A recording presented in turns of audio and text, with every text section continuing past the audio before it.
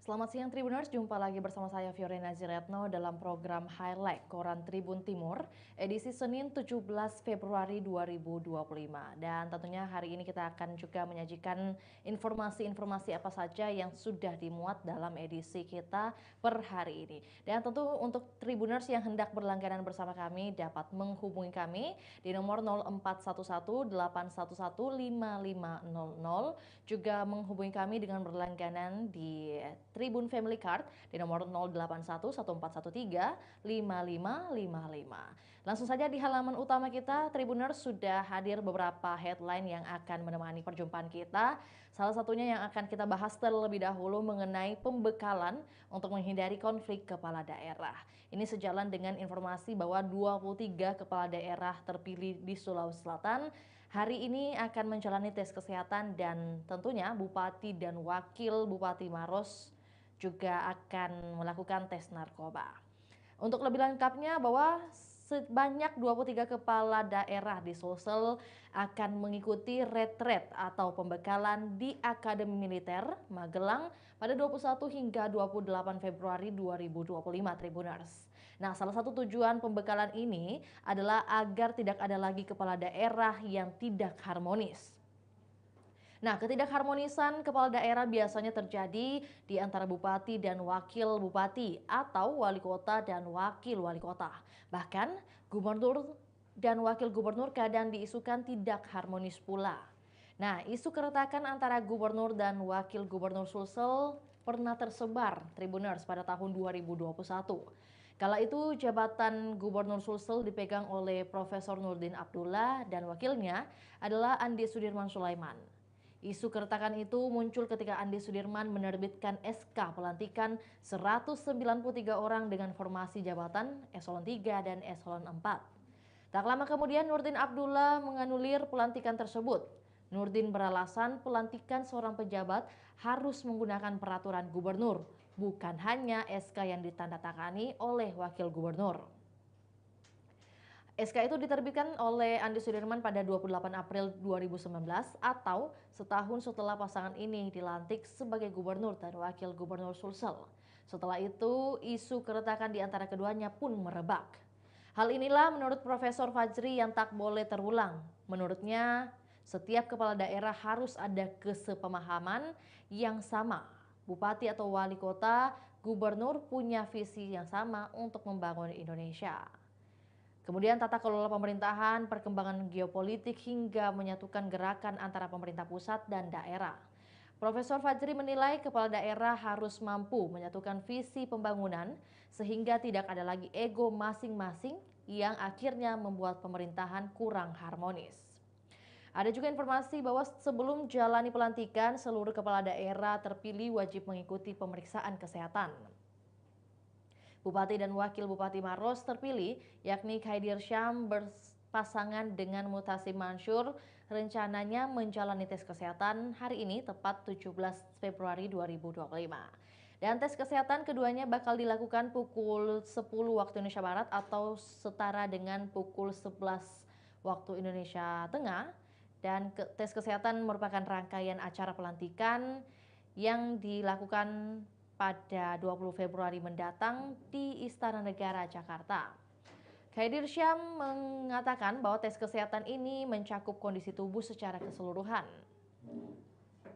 Dan mantan Ketua DPRD Maros ini menyebutkan bahwa jelang tes kesehatan dirinya diminta untuk memperbanyak istirahat. Setelah pelantikan selesai, Khaidir dijadwalkan mengikuti retret selama 7 hari. Dan Wakil Bupati terpilih Mutasi Mansur mengatakan tidak ada persiapan khusus yang dilakukan jelang pemeriksaan kesehatan. Kemudian ia juga menyebutkan bahwa tak diwajibkan untuk mengikuti retret, sehingga usai rangkaian pelantikan mantan Kadis PUTRPP ini bakal kembali ke Kabupaten Maros.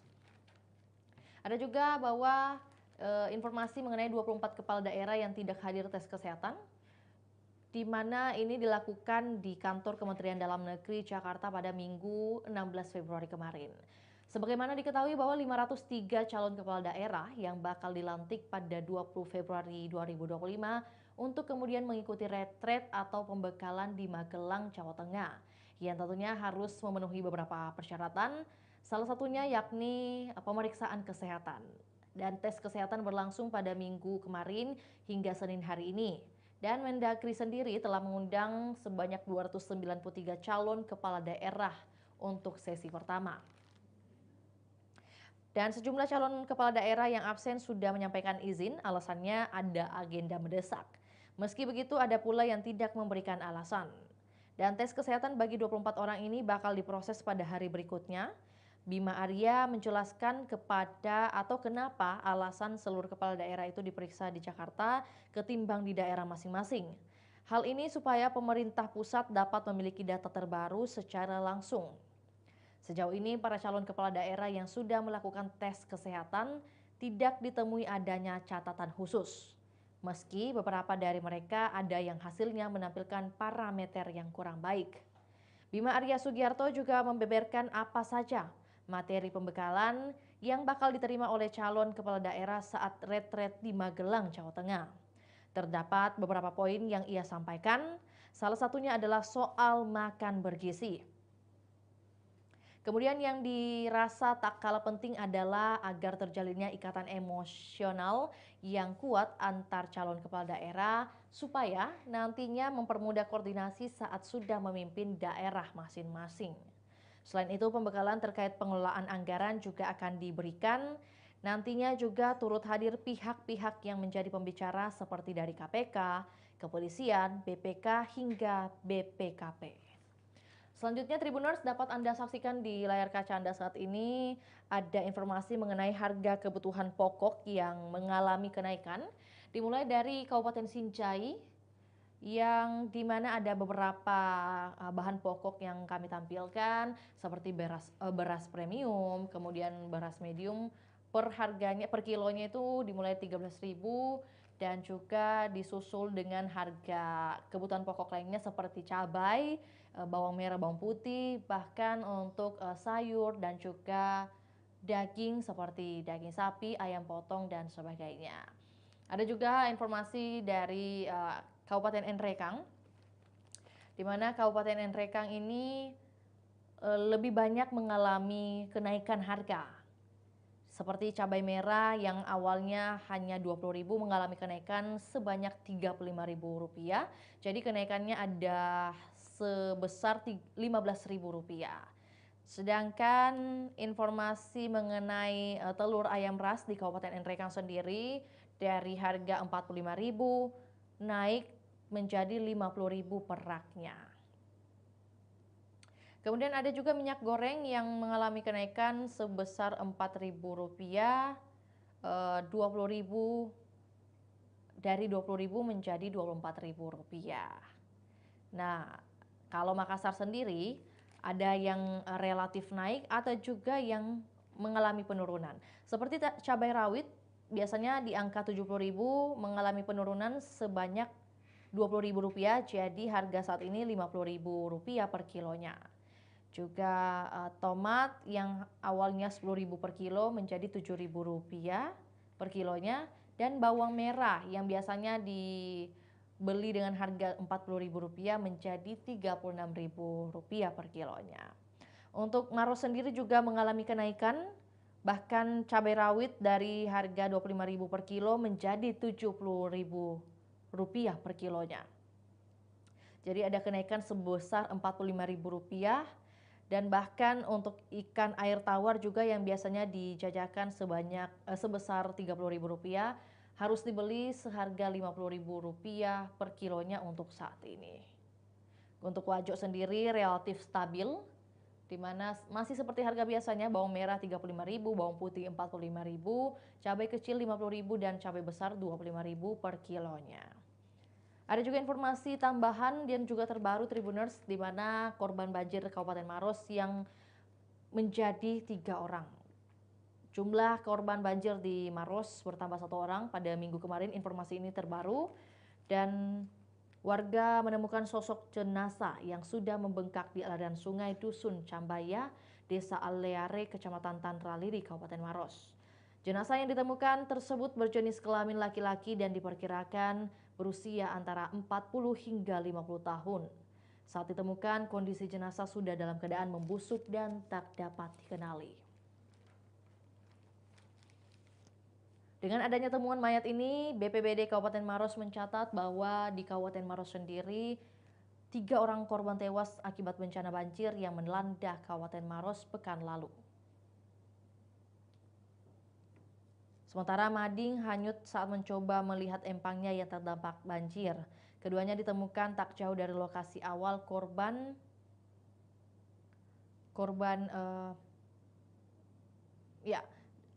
tercatat hari ini sudah ada 3 orang korban ditemukan meninggal dunia dan sempat terbawa arus juga 1 orang, tetapi berhasil diselamatkan. Ini disampaikan oleh Towadeng. Ia pun menuturkan dengan kondisi tubuh korban yang sudah membusuk dan bengkak, diperkirakan korban sudah meninggal sekitar 4 hingga 5 hari yang lalu. Seorang warga juga datang ke TKP dan melaporkan terkait sanak keluarganya yang hilang saat banjir. Towadeng pun meminta kepada masyarakat yang merasa kehilangan keluarga saat banjir agar segera dapat melaporkan hal tersebut. Dan terakhir dari halaman utama kita adalah seri lagi. Mateus gagal cetak gol, di mana PSM Makassar kembali harus berbagi angka 1 setelah bermain imbang 1-1 dengan tuan rumah PSIS Semarang di pekan ke-23 Liga 1 2024-2025. Hasil ini menambah panjang daftar hasil seri yang diraih PSM Makassar dan tercatat sudah 12 kali PSM Makassar mencatatkan hasil draw. Dengan hasil ini PSM Makassar berada di peringkat 8 dengan 33 poin, sedangkan PSIS Semarang di peringkat 14 dengan 22 poin. Dari halaman utama kita akan bergeser ke halaman selanjutnya Tribuners, ada halaman 3, yakni beberapa informasi juga hadir mulai dari informasi bisnis, kemudian informasi terbaru dari PLN, dan juga ada informasi mengenai roti Maros Karaengta yang dimana warisannya sudah sebanyak 3 generasi, dan bahkan ada tekad Bumi Karsa yang melakukan program CSR di hari ulang tahun ke-56-nya. Yang pertama adalah informasi Telkomsel yang hadirkan Raffi Ahmad di Kota Makassar. Ini informasi dari dunia bisnis, di mana event Telkomsel Indonesia Gembira akhirnya menyapa Kota Makassar di Pinisi Point pada Jumat hingga Minggu kemarin. Raffi Ahmad sendiri menyapa warga Makassar dengan penuh keceriaan pada Sabtu malam, dan dikatakan beliau bahwa Makassar itu antusiasnya luar biasa. Raffi Ahmad berkeliling menikmati kuliner yang disajikan oleh UMKM warga Kota Makassar. Dan Indonesia Gembira merupakan kolaborasi Rans Entertainment dan Telkomsel dalam menyebarkan kebahagiaan ke seluruh Indonesia. Acara ini menyuguhkan perayaan kebersamaan yang melibatkan berbagai komunitas, mulai dari komunitas Sumba, Asosiasi Barista HUT Indonesia, komunitas lari Riot, komunitas UNM Esport, komunitas Voice People, hingga komunitas Free Fire. Selain itu, Indonesia Gembira juga menghadirkan jajanan keliling dan berbagai permainan arcade yang dapat dinikmati oleh seluruh masyarakat Kota Makassar. Dan tentu acara ini semakin meriah dengan kehadiran sejumlah bintang tamu, diantaranya ada Ridwan Sawu, Sugar Daddy, Freshly Niki Chulu, Kapal Udara, Netral, dan Phil Koplo. Sebagai bentuk kepedulian terhadap infrastruktur sosial, Rans Entertainment dan Telkomsel akan membangun pompa air dan tendon di Kelurahan Pampang, Kecamatan Panakukang, serta mendistribusikan air bersih ke rumah warga di Kelurahan Talo, Kecamatan Talo. Dan ini akan direalisasikan pada awal Maret 2025 sebagai wujud nyata komitmen Rans Entertainment dan Telkomsel dalam menghadirkan kebahagiaan yang berkelanjutan bagi masyarakat Indonesia. Ada juga program CSR dari Bumi Karsa di hari ulang tahun ke-56-nya, di mana General Affair and Legal Manager Bumi Karsa Sariwati menambahkan bahwa program CSR tersebut merupakan wujud komitmen Bumi Karsa untuk tak hanya berkontribusi dalam pembangunan infrastruktur secara nasional, tetapi juga pada keberlanjutan lingkungan. Dan tahun ini Bumi Karsa akan fokus ke 3 program, yakni Site Closure and Rehabilitation, atau istilahnya dengan penutupan dan rehabilitasi lahan, kemudian Biodiversity dan Water Management atau pengelolaan air.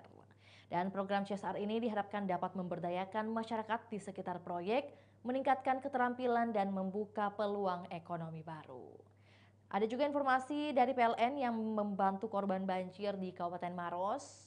Ini dilakukan bersama tim reaksi cepat TRC Yayasan Baitul Ma'al PLN dan Sri Kandi PLN.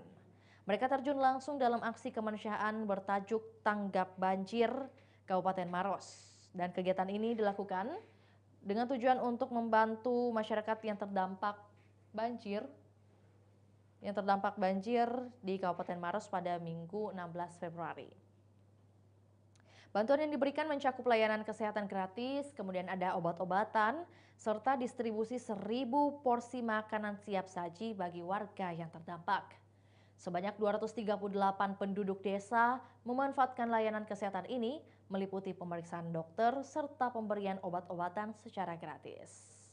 General Manager PLN UIT Sulsel Rabar Budiono yang turun langsung untuk memimpin proses pemulihan pasokan listrik dan memberikan bantuan kepada masyarakat, menegaskan bahwa bantuan ini merupakan wujud kepedulian PLN kepada masyarakat yang terdampak bencana.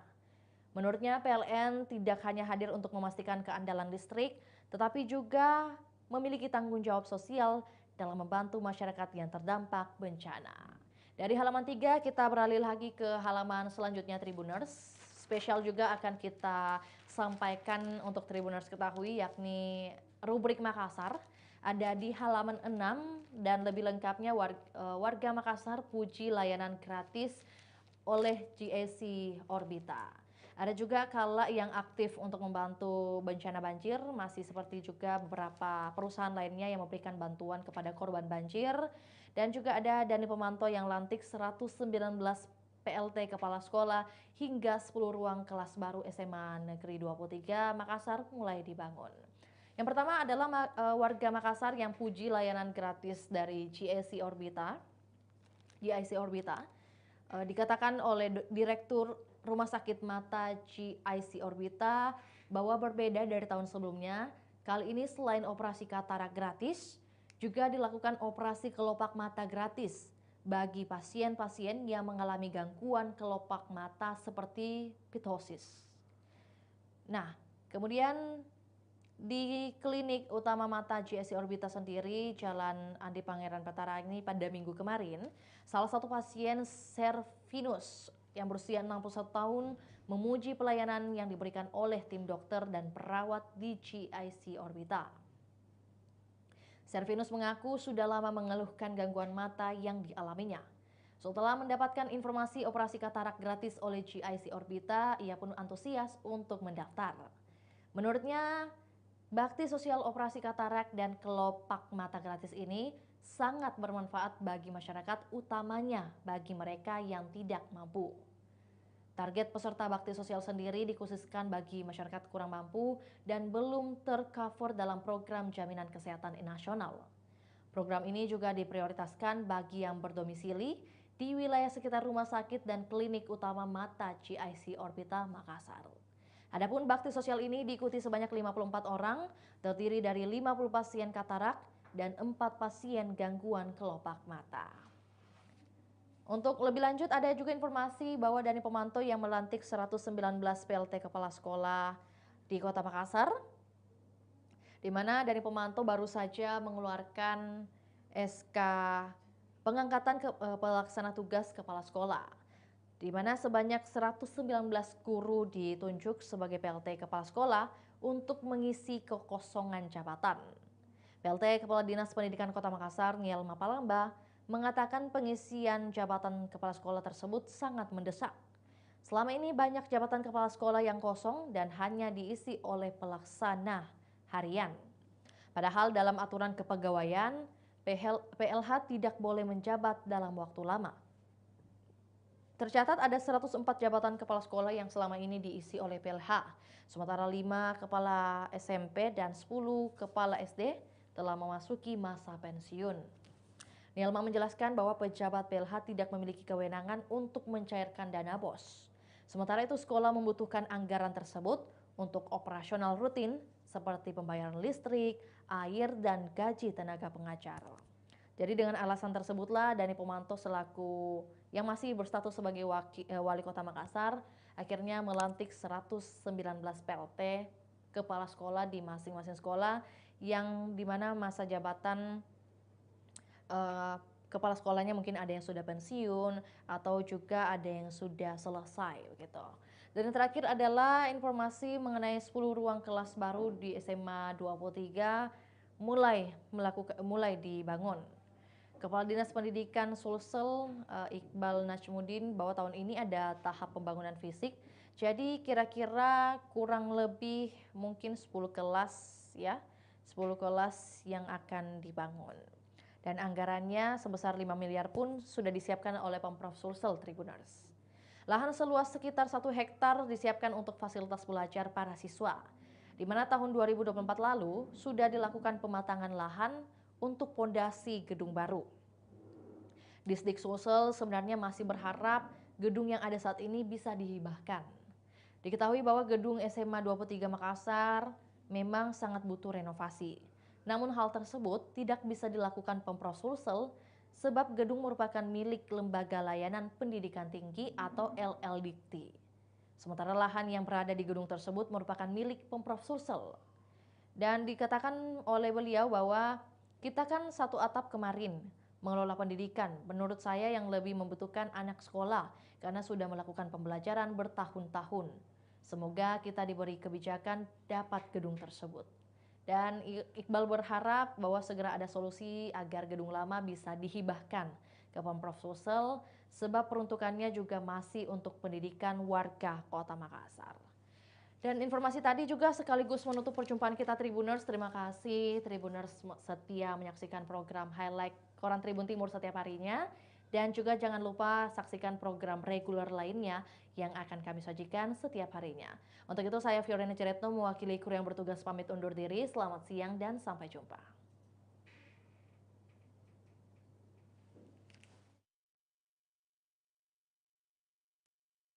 Menghadirkan lokal menjadi Indonesia.